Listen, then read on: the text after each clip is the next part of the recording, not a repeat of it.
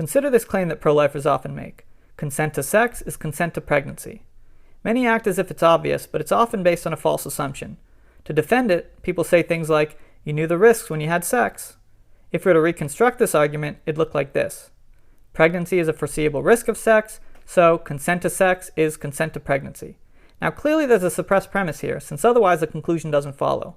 Here's the assumption that's often left implicit. Consent to X is consent to any foreseeable risk of X. Now this might seem plausible to you, but it's actually open to counterexamples. If I buy a car, there's a foreseeable risk that someone will steal it, but I don't thereby consent to it being stolen. If I open a window, there's a foreseeable risk that a burglar will enter, but I don't thereby consent to the burglar entering. If I go out on a date, there's a foreseeable risk that I'll get assaulted, but I don't thereby consent to being assaulted. So this principle is clearly false.